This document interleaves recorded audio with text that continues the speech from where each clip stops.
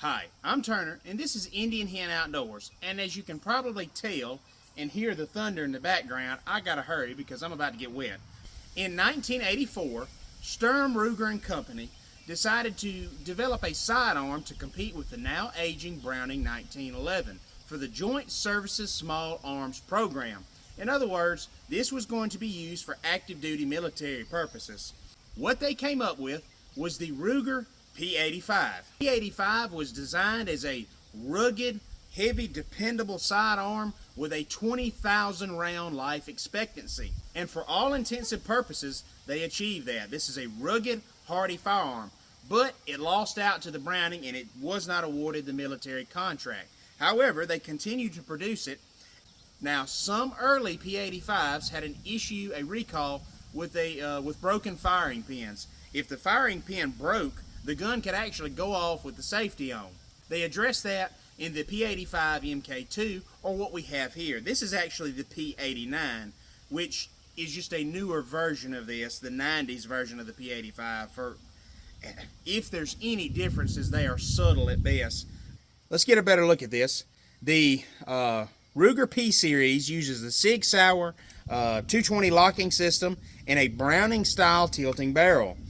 These were available in 9mm, 40 Smith & Wesson, and 45 ACP. And you can see it's got that rugged, thick, kind of blocky style like a 1911. But it really feels good in the hands on the range as a good target pistol to me. So we're going to throw some rounds to it and see how she does. So even though this wasn't used in the military, some police departments did use this as a sidearm. It could be found in some police departments, I think, such as, I think in Chicago PD, I think, is one that comes to mind. But these garnered a reputation in the civilian class as a really hardy, reliable firearm. So we're going to take some shots with it and see how she does. Now, one of the features with the Ruger P89 is this apoplectic left-handed or right-handed safety, as you can see.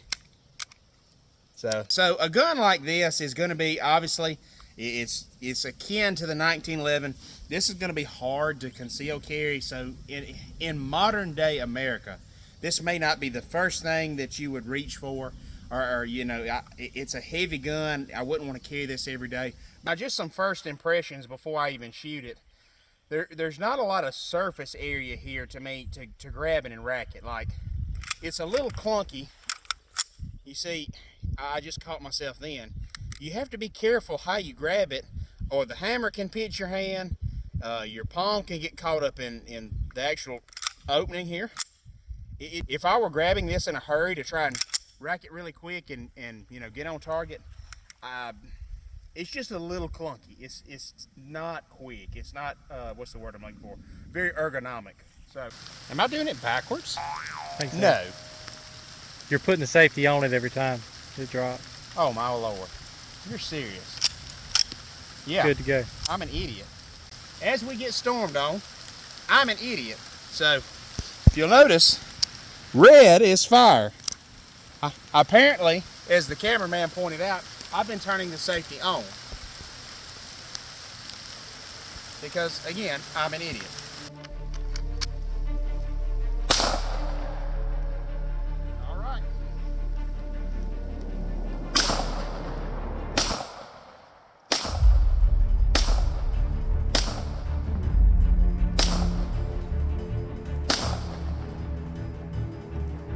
Try that again.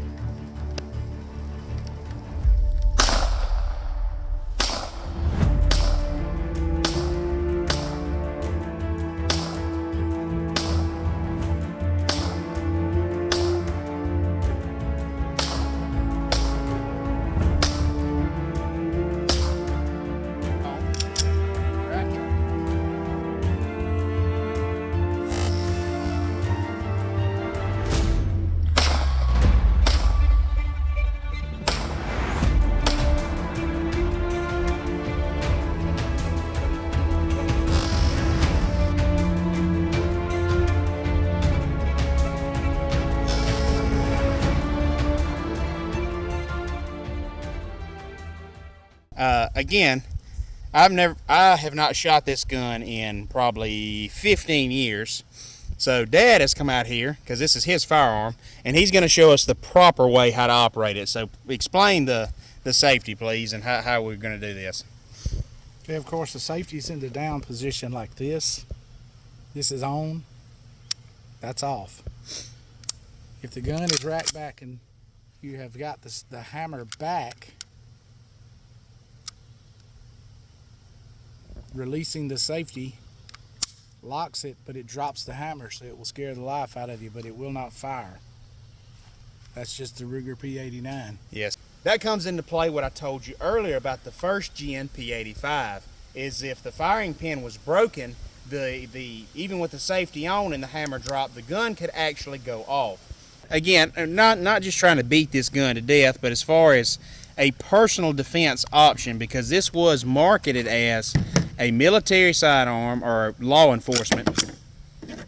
The length of pull on the trigger is very long if we start moving. It's really akin to a double action revolver. It's a very long length of pull in our opinion. As you rack it, the trigger moves. So it's important as you rack it not to get your finger in the way of that trigger. It'll mash the life out of you as well. So Dad deduced that the fault of not being on target was the shooter. So we brought him out there to see if he can do any better.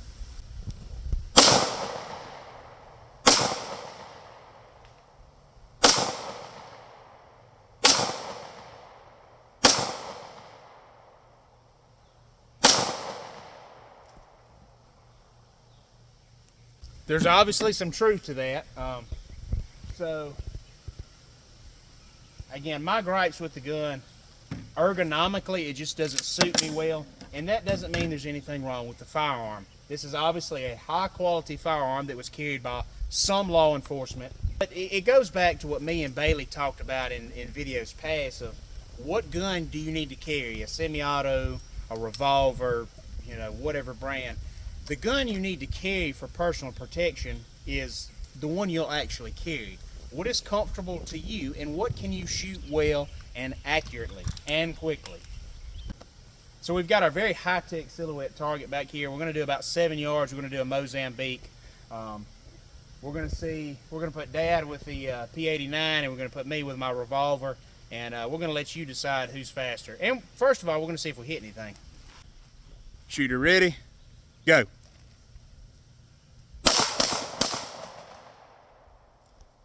We've got 1, 2. There was the head shot, which would have been a shoulder shot. Yep. 1 to the gut, and we're missing. Yep. Let's see if I can redeem myself. Shooter ready? Yep. Go.